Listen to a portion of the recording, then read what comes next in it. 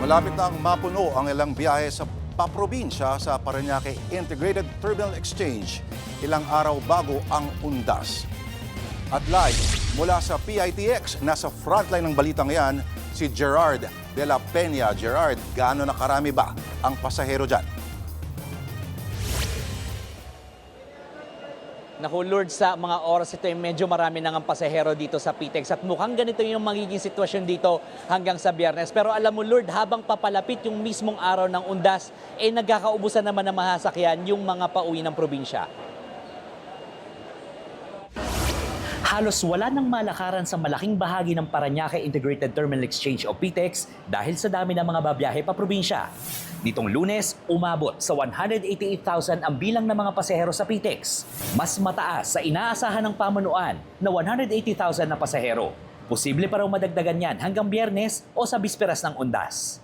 So we expect the terminal to be busy, especially on the Thursday and the Friday. We're expecting close to 230 plus thousand passengers. What they can expect at PITX is we have done all our preparations. Nasamantala yung long break, no, na binigay dahil sa wellness break, kaya naman nakita natin marami ng pasahero. Maraming biyahe na rin pa Bicol ang limited slots na lang para sa October 30 at 31.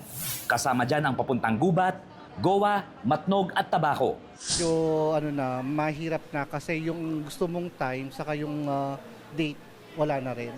Ang senior citizen na si Jeanette, naubusan na nga ng tiket pauwi ng Sorsogon. Fully book na. Ang 30-31. Ay, gano'n. Opo. So sabi, naghihirit nga ako sana ng November 1. Kaso wala pa silang available na bus talaga na November 1.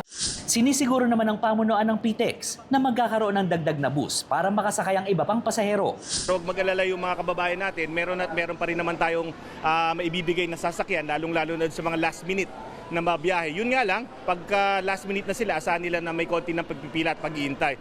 And yung LTFRB naka-ready naman din magbigay ng mga special permits. Sa Ninoy Aquino International Airport naman, hindi pa ganoon karami ang mga biyahero. Pero ikinasa na ng New NAIA Infrastructure Corporation ang Oplan Undas 2025 kung saan nagdagdag na ito ng mga tauhan na tutulong sa mga pasahero. Naikipagtulungan din sila sa iba't ibang ahensya tulad ng Immigration, Customs at Office for Transportation Security para mapadali ang pagbiyahe ngayong undas.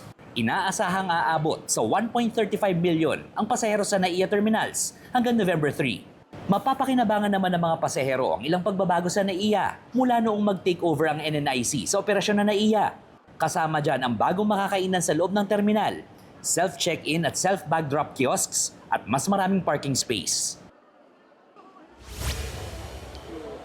Lord, dahil nga sa rami ng pasahero ngayon dito ay may increased police visibility rin. So mas marami tayong nakikitang police dito para bantayan yung seguridad ng mga nagpupunta dito sa PITX. Pero alam mo, kahit napakaraming pasahero dito, ikaw konti lang yung nakita nating nakasuot ng face mask. Hindi naman daw obligado pero iniengganyo ang lahat na magsuot ng face mask para nga maiwasan yung pagkalat ng sakit. Lalo't nakikita natin, medyo marami na talagang tao dito ngayon. Lord. Alright, maraming salamat, Gerard de la Peña. Mga kapatid, Julius Babaw po. Para sa komprehensibo at makabuluhang balitaan at talakayan, mag-follow at mag-subscribe na sa social media pages ng News 5.